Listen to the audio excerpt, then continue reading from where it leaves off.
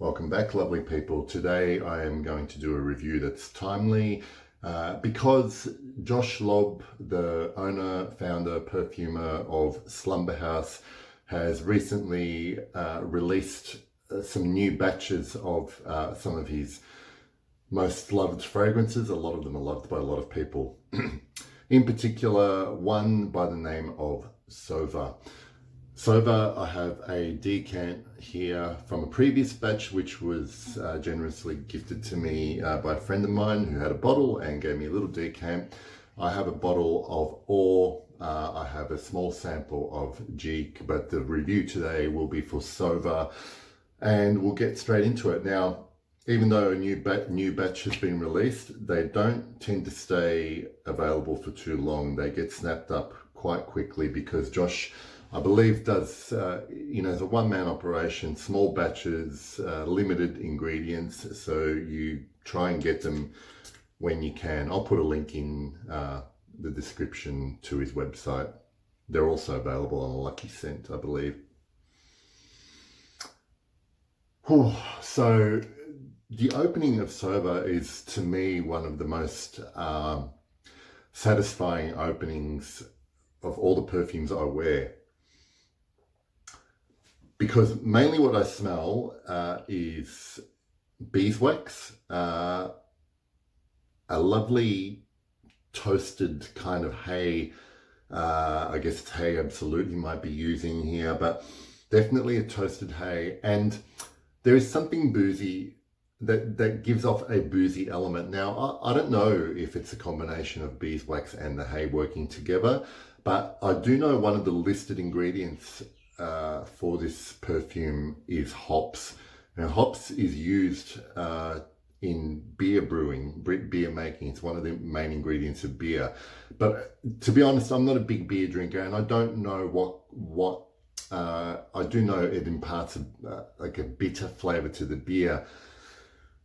There's not really any of that here, but I'm not sure whether it's the hops giving this, to my nose, a slightly boozy effect here. Now, after a while, that initial beautiful blast of beeswax and hay kind of dissipates, and as it dries down, I've got some more here. As it dries down, I get a more of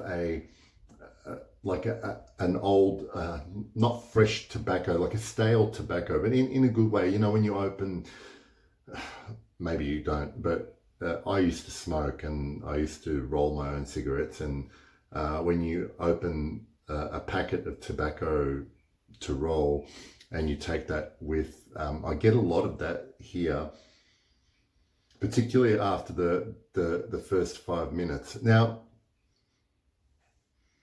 to my nose and on my skin, that pretty much is what Sova stays like for me as it develops.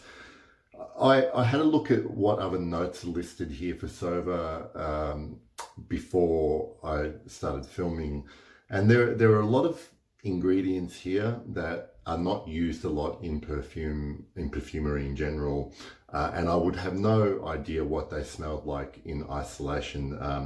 There is things like broom, there is sweet clover, there is black locust, and I'm probably missing some other things. Now, there is castoreum in here, and if anything, to me, when I smell this, the castoreum that the way it plays a part in this fragrance is to give it this kind of leathery undertone in the base, which is just perfectly complements everything that is built on top of that. The tobacco, the hay, the beeswax.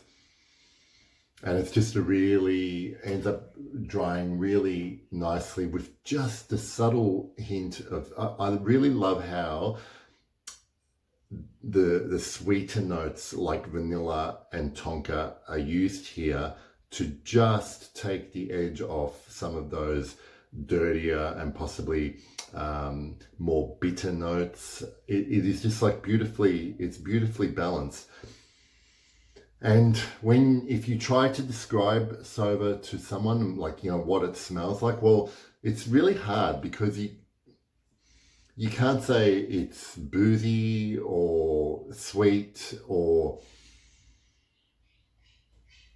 even dry. For me, there is like a really rustic quality to Sova that it really evokes some kind of comfort memory of me being younger and maybe going on camping trips, and being, just spending a couple of nights in the outdoors and not necessarily having an opportunity to shower and stay clean, but you smell like your environment rather than something dirty. And it's a really nice, comforting smell. It's definitely better suited to colder weather. This would be probably a bit too much if it's warmer.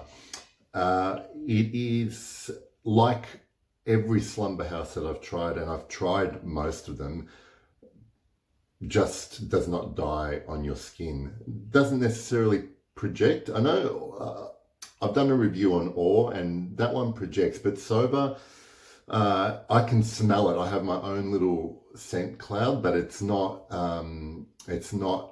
imposing on any way on other people in your surroundings. And I mean, I wear all my scents in nearly any situation, work, social situations.